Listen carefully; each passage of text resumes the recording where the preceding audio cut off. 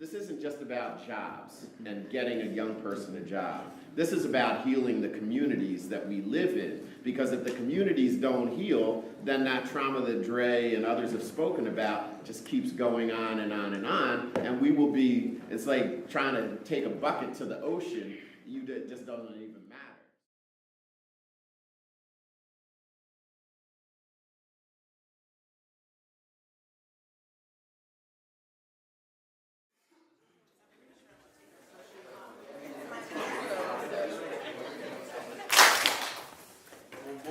Clap.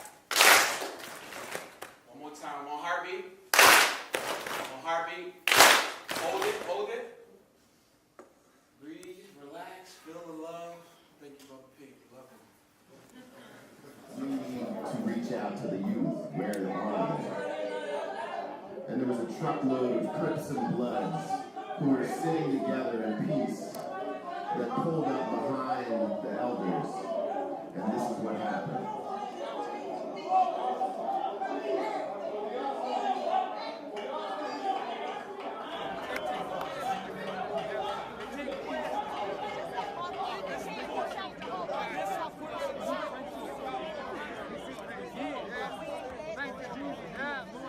There was a brother that said,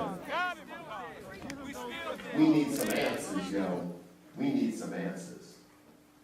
And today is an answer to that call from exactly 2 years ago on this day. And the answer is you all. Because you showed up. You're here. And you're here from so many different walks of life. We got the young people in the front where we need to keep them. And we've got the elders at their backs where they need to stay. And so we're going to work today together across the boundaries that divide us to create something different that we have never seen. So my goal today and my challenge to all of you in attendance, each one reach one. Get to know someone here that you wouldn't normally get to know. Each one reach one. Be sure to speak up. When we go into those breakout sessions that are listed on the agenda, we need everybody to be a participatory person in today's activity because that's the only way that this agenda will continue to grow, move, and thrive. We can't do this alone. We need your support. We're the ones out there. We're the ones experiencing, being turned away from, certain employments and then it's sugar-coated of youth being rejected. It's like sugar-coated.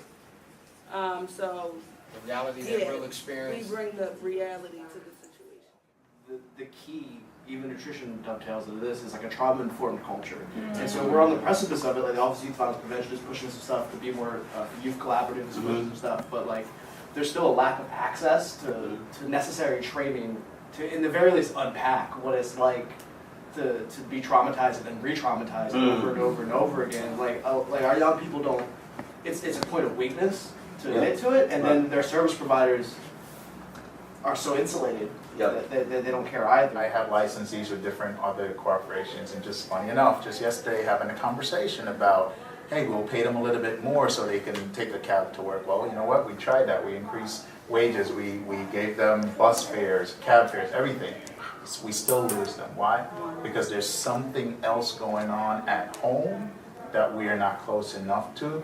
Quite frankly, I don't know if we can affect that change, but this is where it starts, right? And if we can get closer to that to teach young people to help them, then we'll see them start to move forward into what they're more interested in. Less about us telling them, hey, you could go this path, you go here, and more about, let me teach you the skills and the variety of what's possible and how to get there in your choosing. How do you want to get there? So I just feel like, and even for OED, we often say we're our own best kept secret because sometimes people don't know what we do as an agency, whether it's on the adult side, the youth side. I'd never heard of Ngoma prior to them being funded through Aspen. And that's the beauty of, I've always thought about what they're doing with the Connect, is that they've brought together people that I had never interacted with in my 20-some, Lord, 20 plus years, And now a lot of them are 22 here. this year with the city. Making sure that the beneficiaries of whatever services are proposed are on the proposal. Again, to Phil's point, through recast, that 170K we have that's still to be allocated is to be allocated by the folks that are going to receive those services. And so thinking about who gets money, who gives money, you know, and how that loop is closed is super important. We need to be really connected in the community again. Like, we really disconnected right now, but with all our help, we can be connected again.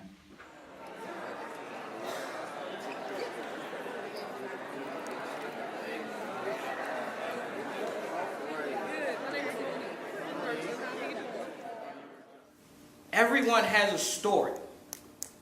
The fact is, are we willing to listen and adapt ourselves to the story that that person is giving? And once you know that person's story, and especially for youth, as we find ourselves, and we find our purpose, and we find our God-given purpose, how are you going to protect that story? And once you take ownership of your story, it can come from any facet, from any place in life. You can have the most depressing story. You can have the most beneficial and advantageous story. But once you know your story and you take ownership of that story, the most important part is how do you protect that narrative. It's owning your story but protecting your narrative, so when you go into places where you have to articulate yourself, express your vision, no one can undermine that and no one can steal your intellectual property. And that's what that young man was saying. Darnell had the entire time, and that's for everyone that I saw in there. They had something they wanted everyone to hear. But who's going to get off the mic and give them that same platform?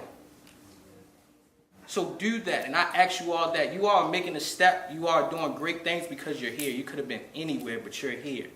So now that we're in there, let's talk.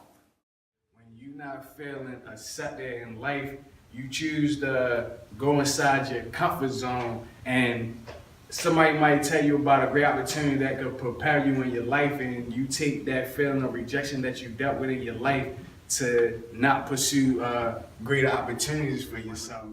So my closing thought would be stay encouraged and encourage somebody else. Absolutely. You're not alone.